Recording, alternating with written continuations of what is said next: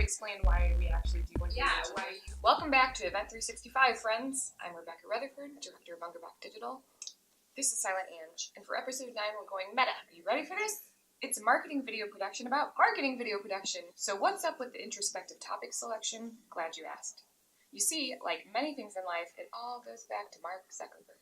A while back, Big Z went on the record with his opinion about the direction of online communication. He said, and I quote, "In 5 years, most of Facebook will be video." That's a bold prediction and one that he's repeated quite a bit since, and he's not alone. Just last month, Nicola Mendelsohn, who heads up Facebook's operations in Europe, the Middle East, and Africa, one-upped that prediction and said that the content on Facebook would be all video in 5 years. We're thinking if the leading social media company is telling you it's going to happen, then it's probably a good time to embrace the inevitable and learn how to create a compelling video.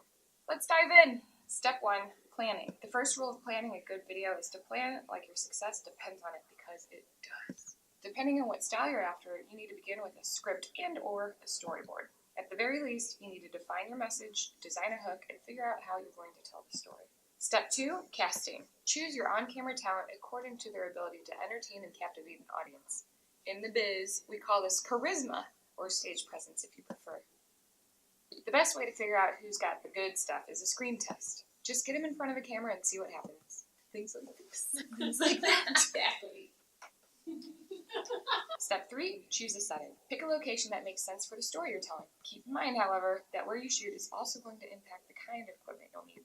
If you'll be shooting video on a busy show floor, for example, you're going to need a boom or a shotgun mic so the ambient noise doesn't drown out your speaker. Step 4, think about lighting. The pros will tell you you need a 3-point lighting system to shoot video properly.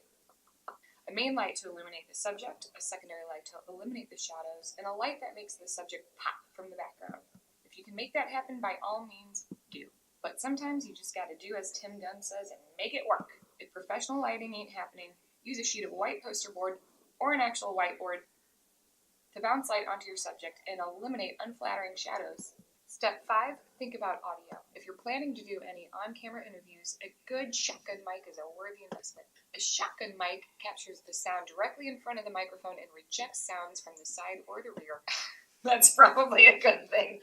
Another good option when interviewing people in noisy locations is a lavalier mic. Step 6, make good use of extra footage and bloopers. Are you ready for this? How did I not see that? It's pretty much a given that you're going to end up with a bunch of video that doesn't fit into the story you want to tell in the time you have. But don't leave those bits on the cutting room floor. If it fits the style of your video, tack on some of the extras at the end or have some fun with editing and splice them throughout. I know that playground, I know it will. And we're very lucky because, look at me. Like this. Like what we do here. Where could you find a good example of that? Step 7, add text. Maybe you don't have the need or capability to lay images or text over your video, Event365 style. That doesn't mean you still can't get a little fancy.